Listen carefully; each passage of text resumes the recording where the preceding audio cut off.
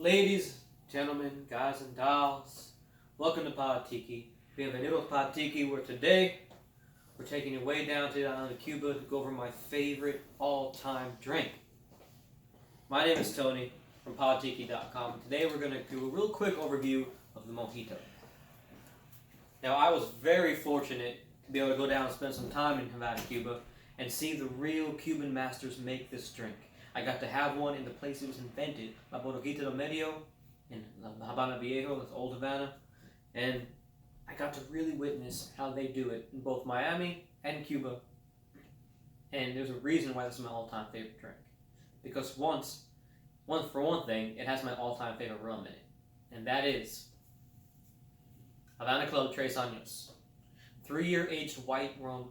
Now, political leanings aside, you think what you want to think, but the Cubans invented the Spanish style of rum, which is making a clear crystal rum. And not only did they invent it, but they perfected it.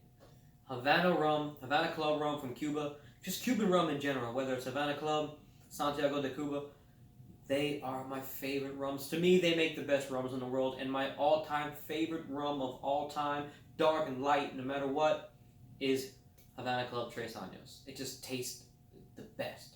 It's got that real, true sugarcane rum flavor to it. Now, fortunately, you can't find that in the States unless you have somebody who is traveling around or you get to live by a border. If you do, hit me up, I need some. But there is another brand that I go to. It's confusingly and ironically named Havana Club. This one from Puerto Rico. You see, Havana Club, the original brand, was started by the Arachibala family. When they had to flee the country due to the revolution, the Havana Club became a government-owned name. Well, they continued to make rum, the Arachibala family, for some time until they kind of faded into obscura, until eventually the Bacardi family, another Cuban exile who also make really, really great rum, bought out the name Havana Club and now makes the original Arachibala recipe from Puerto Rico. It's the closest I've been able to find to Cuban rum, personally, and it's a little bit darker than the regular Bacardi. Not quite as good as the Havana Club Tres Años, but it's going to be the closest you can get, and really still rounded out, a lot of flavor, a lot of rumminess, but still crisp and light enough for the mojito cocktail. The next thing that makes up a mojito is the island terroir of Cuba, right? We want our mint. We want a fresh mint sprig. All right, now, this happens to be some store-bought mint. I'm going to express the oils. You don't really need to in this cocktail, but just to smell it. A nice mint sprig, but about maybe 4 or 5, maybe 6 big, and you want to leave the stem on there because that's a lot of flavor in the stem right there, right? Now, if you go and you buy the mint from like Walmart or Kroger that comes in a little pot in the soil, and you got a big pot at home, buy like 3 or 4 of those little potted ones, put them in that pot, snip off what you need, and then by the end of summer, I bet you you're gonna have a ton of mint. They grow rapidly and they grow crazy, and I let mine go over the wintertime and they still came back in the spring. So if you don't have a plant outside though, go ahead and get your mint sprigs from they come in the cartons that open up. Then you get the little plastic things, the mint sprig in there. Don't buy pre-chopped stuff. You want to get this real sprig to get it real traditional. The next thing you're gonna want that's traditional is going to be raw sugar cane. Please, please, please, please, please, please, please don't use granulated white sugar in your cocktails unless you want a bunch of chemicals and stuff in there. I know if you guys are like me and you're children of the 80s, you grew up on chemicals. I mean, we pretty much drank clear Pepsi. But go ahead and get raw cane sugar. It's going to give you a better flavor and be better for you. The next thing you're going to need, of course, is your lime. Always use fresh squeezed lime juice. I went ahead and pre-squeezed some. Now, the Cuban bartenders will tell you to use about a half a lime. Well, limes here in the States aren't always as uniformed, so they can go from anywhere from those little grape-looking limes to these monstrosities of hormone-filled limes that we have here. So you can pretty much assume when they say half a lime, it's 3/4 ounce. So I went ahead and pre-squeezed some right here. The last thing is going to be your sparkling water. Now, You will see people say to use club soda or soda water. Please don't do that. It's way too sparkly. It's way too bubbly. Now, people make fun of me for this, but I'm going to tell you there is a difference between soda water and sparkling water. Soda water is ultra carbonated, big, giant, harsh bubbles. Sparkling mineral water, smooth, soft bubbles that are really tiny. And there's a little bit more easier on your palate. And when I went to Cuba, I saw them using sparkling water, not soda water. So that's what we're going to use here. I am partial to the Pellegrino. Maybe it's my Italian heritage coming out there, but I feel like the Perrier is a little bit too flat. And I feel like the LaCroix, the LaCroix and the the Topo Chico is a little bit too bubbly. So the Pellegrino I find sits right in the essence of the way I had it in Havana. Alright, well, let's go make a drink.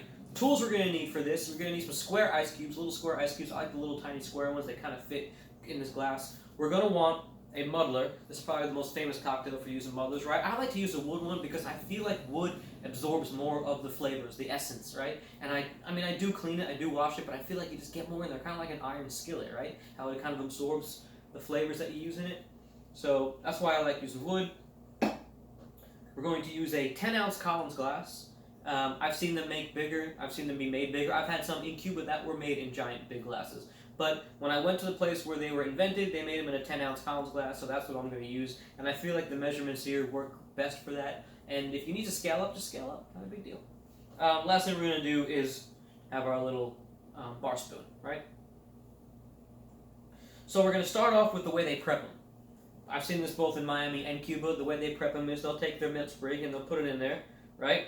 And then they'll prep them with about 2 bar spoons full, about 2 teaspoons or about 2 bar spoons full of your raw cane sugar, right? Doesn't need to be heaping. Depends on how sweet you like it. I like to make 1 regular scoop, 1 heaping scoop, kind of evil out. And then they'll set these up in rows on the bar. If you guys are drinkers out there, you've seen this before, right? And like these traditional Cuban bars, like they line these up, and then when somebody comes along and orders some, they'll go ahead and add the lime juice, 3/4 of an ounce.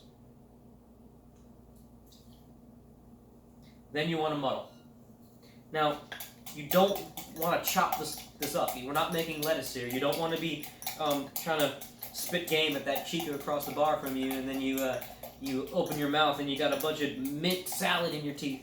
So what you want to do is just kind of bruise it, just kind of shake it up.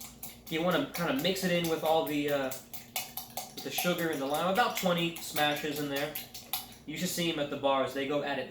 When we're not worried about making a mess, they'll just slam it. Because all you really want to do is bruise it and bring the essential oils out. Right? Then we're going to add some of your sparkling water. You don't got to measure it because you just want to put maybe 1/4 of that glass in there, a couple of splooshes, and just enough to dissolve the sugar. You want to just kind of shake it up. Get the sugar and the lime and the mint all there. Just kind of dissolve that sugar in there. Make sure it's all dissolved. You don't want to put your straw in there and get like a hunk of sugar at the bottom. You should have like a nice foamy kind of, not really foamy, but maybe like a cloudy. Cloudy is the word I'm looking for. I'm looking for cloudy. You should see a nice cloudy mix of your lime juice, sugar, and your mint. Then we're going to do 1.5 ounces of rum. You might say, well, aren't most pours 2 ounces? Sure, in the States, because we're, gluttonous lunches. But the way I always saw them make it there was 1.5 ounces. If you go on the Havana Club's website and see them make it, or the La Floridita website, you'll see that they usually add about 1.5 ounces around the way. You might say, well, maybe that's just because it's Cuba and they're owned by the government and they want to skimp everybody out of money. But I actually think that drink tastes better this way. So, and this is the way I've seen them make it, and it's the way the ratios work out this way. So, and then we're going to use our cubed ice. I don't mind putting my hands in it because I'm the only one drinking it. And we'll put about 3 pieces in there. You don't want to overdo it because you're going to top the rest of it off with the rest of your sparkling water. Bam. And then we have our metal spoon here because we're environmentally friendly. And you can see, we'll just give it a quick swirl.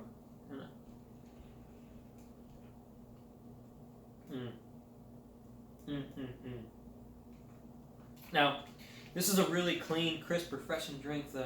The mint comes out, the lime comes out, but it's perfectly balanced so that not one thing overpowers you. You know, the the sparkling water, the rum really shines through here. If you're really into the rum you're drinking and you want a little bit more boozier, go ahead and put that 2 ounces in. It's not gonna hurt it. Just top it off with this. You know, it's fine. There is one variation that I've seen. It's a little point of contention between me and some of my buddies.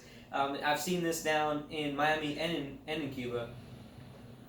Some people will put a little bit of dash of Angostura bitters on top of their mojito now. It's not bad. It's just not as traditional.